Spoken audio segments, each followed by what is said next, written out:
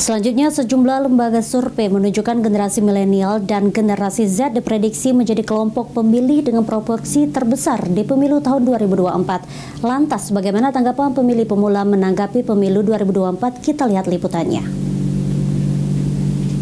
Terima kasih atas kesempatannya. Milenial dan generasi Z diprediksi menjadi kelompok pemilih dengan proporsi terbesar di pemilu 2024. Pemilih muda atau pemilih milenial merupakan pemilih dengan rentang usianya antara 17 hingga 37 tahun. Pada pemilu serentak 2024 diprediksi jumlah pemilih muda akan mengalami peningkatan. Jika berkaca pada pemilu serentak 2019, data dari KPU jumlah pemilih muda sudah mencapai 70 juta hingga 80 juta jiwa dari 193 juta pemilih. Ini artinya 35% hingga 40% pemilih muda sudah mempunyai kekuatan dan memiliki pengaruh besar terhadap hasil pemilu yang nantinya berpengaruh kepada kemajuan bangsa.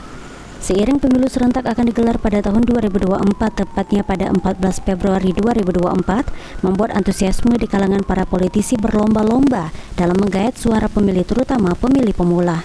Muzafan, salah satu pemilih pemula di tahun 2024 ini, mengatakan, sebagai pemilih pemula, dirinya sangat antusias untuk menentukan pemimpin sesuai keinginannya. Dan sebagai pemilih pemula, Zafan tidak termakan dengan money politik karena apa yang ia pilih menentukan 5 tahun ke depan.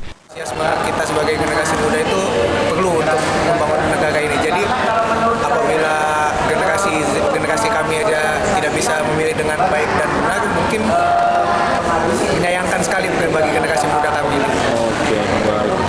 Berarti peran generasi muda pemilih pemula ini sangat penting dalam menentukan masa depannya? Iya, sangat penting. Mengapa? Dengan mengambil judul diskusi publik ini juga, labilitas generasi Z untuk memilih di pemilihan umum itu, kami menyadari dan juga pernah melakukan survei bahwasanya di tahun 2024 pemilih itu hampir dipenuhi 60 atau 70% dari generasi Z. Sementara itu, hal senada juga disampaikan oleh Seren sebagai pemilih pemula. Dirinya harus menentukan calon pemimpin dengan visi dan misi ke depan yang bagus untuk memajukan bangsa Indonesia. Saya sebagai pemilih pemula sangat bersemangat dan sangat antusias ya, karena ini termasuk kali pertama sebagai pemilih dalam pemilihan presiden tahun depan mungkin ya. Saya sangat partisipasi seperti apa gitu? Partisipasinya Dalam memilih pemula ini, menentukan calon-calon pemimpin masa depan kita gimana? dalam menentukan pemimpin masa depan, tentunya sangat dilihat terlebih dahulu ya, karena sebagai pemula jadi tidak mendengar omongan-omongan orang, lebih ke saya melihat secara langsung, secara aksi mereka seperti apa. Irawan, PAL TV.